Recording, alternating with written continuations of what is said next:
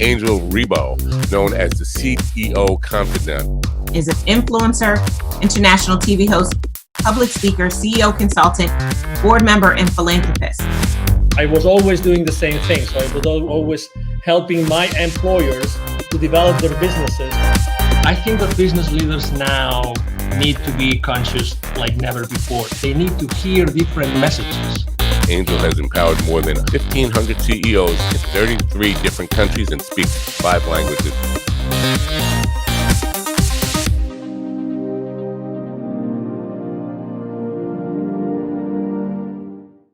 Hello, everybody. This is Angel Rebo, the CEO Confidant, and also the president and co-founder of the Wisdom for Kids Foundation. And we are here today with Neville Joffe. Hi, Neville. How are you? Fine. Hi, Angel. Good to see you. Good to see you. Absolutely. So for those that don't know Neville Joffe still, he is an executive educator. And, for the last 25 years, he's trained more than 20,000 C-level executives and business operators, in order to help them understand the financial implications of their business decisions. And he's done that with very, very large corporations in the world, like, Campbell Soup, Bombardier, or Hallmark Cards, and so many others. So welcome to the show, Neville. How are you today? Yeah, wonderful. Thank you, Angel. Wonderful. So let's start, because we started this series of talking about the different chapters of your book, the latest of your books, which is the Baker's Dozen Rules of Highly Successful Business Operators that you see here. And I wanted to talk today about the chapter 7, which has a very, very nice title, which is Revenues Are Vanity, Profits Are Sanity, and Cash Flow is Reality. What is behind that subtle title, Neville? Angel, over the years, I've looking at publicly traded financial statements, speaking to business owners, operators, executives, boards of companies. And the first topic that seems to arise, or the measurement of success, if you will, always seems to be, what are your revenues? Have your revenues gone up? Why did your revenues go down? The first topic of conversation is really around, do you have enough cash to survive? Are you making a profit? I'm not suggesting they don't talk about those things, but usually the first thing on the list are revenues. And often a lot of the small operators as well tend to say, well, my revenue's up, everything is great. That couldn't be further from the truth. Because revenues are vanity. What are your revenues? Person says, well, they're up by $3 million. Really? What they should be following the equation with, are you making a profit? And right. If you are making a profit, they should be asking, do you have any cash to stay alive in your business? How about your cash flow? So then, hence, that's why I came up with this chapter, Revenues Are Vanity, Profits Are Sanity. You need to make profits if you want to sustain your profits and cash flow in your business. So obviously everything starts, in sales, right? I mean, the money gets into companies through sales. So you're selling some sort of product or services. But really, as you say, sales is often used, even when large corporations are reporting to, investors, most of the conversations are around sales. Why do you think this is consistently like, the profits and revenues are consistently like a blind spot on those conversations? I think a lot of it is naivety, Angel. What happens is there's a distinct disconnect between those people. Let me start from the top. There's an alignment between investors, the board, and the CEO.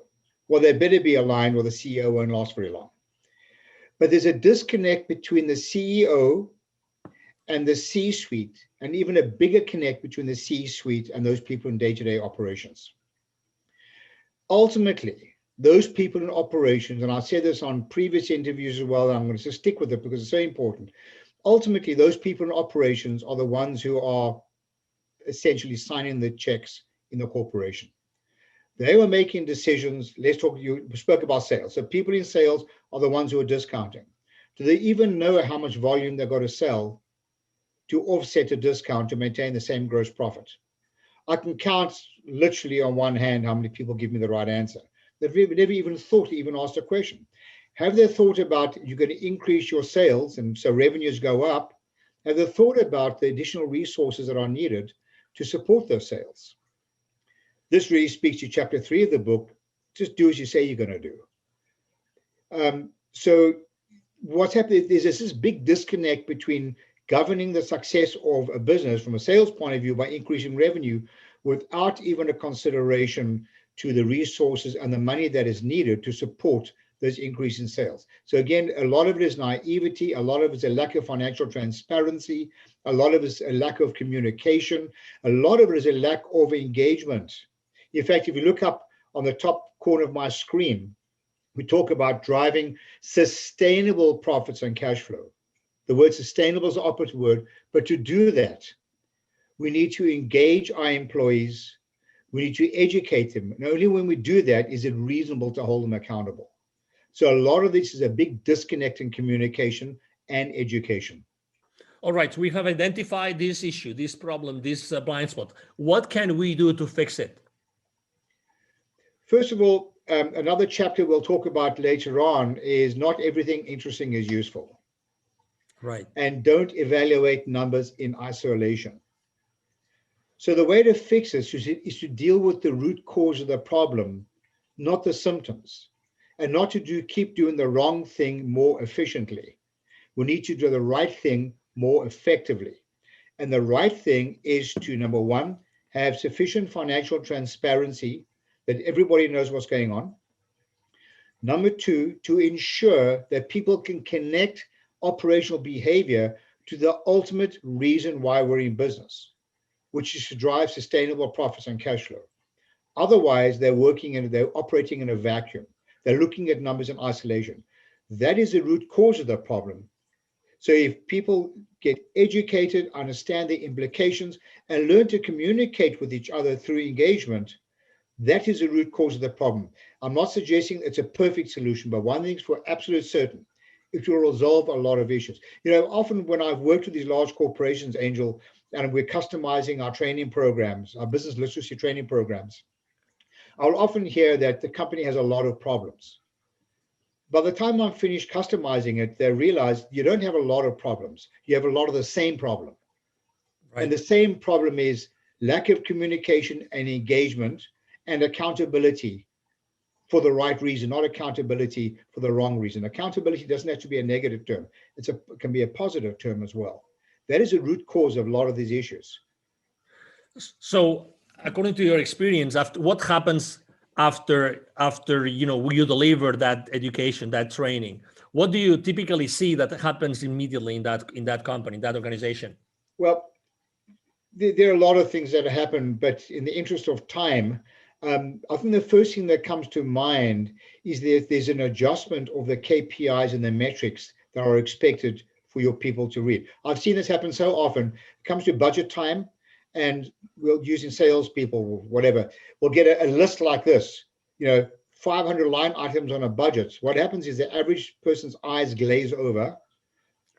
They just become overwhelmed with information instead of sticking to what is useful, not just interesting. So the first thing that usually happens is, and the first chapter in my book is called Managing Expectations. The first thing that happens is the accounting department become aware of what is actually needed to move the needle. Don't throw a lot of stuff at everybody because it doesn't move the needle in any way. All that happens is people's eyes glaze over. That is an absolute reality. And another issue is that financial literacy, business acumen is usually the elephant in the room because people become intimidated by it because the average level of literacy, according to our testing, and as you alluded to earlier, we've taught a lot of people, is less than 40%. Doing simple math, that means people are 60% illiterate. So can you imagine how many decisions are made in a vacuum without understanding the implications? So the first thing that usually happens is usually there's a stronger alignment between finance and people in operations of the organization. They narrow this gap without boring them with a lot of unnecessary information. If people would like to know more, Neville, what's the best way to connect with you? Oh man, I love a good debate. Just contact me at my email address, Neville, that's Neville, at bizwisdom. That's bizwisdom.com. Neville at bizwisdom.com. I'd love to chat with you and take us to another level. Excellent. Thank you very much for being with us today, Neville. It's been a pleasure. And for everybody, watching us today, thank you for being with us today. I'm sure that you have enjoyed this conversation with Neville Joffe as much as we have, and hope to see you soon in our next show. Have a wonderful day. Goodbye. Thanks, Angel. Thanks, everyone. Bye. Thank you so much for watching our show today. The entire team of the CEO Confidant appreciate your time and attention. If you think that you are a good fit for the CEO Confidant TV, please connect with us on LinkedIn. We hope that you enjoyed today's show as much as we did. See you soon. Angel Rivo, the CEO Confidant. Email address angel@angelrivo.com. Don't forget to follow me on LinkedIn. Thank you.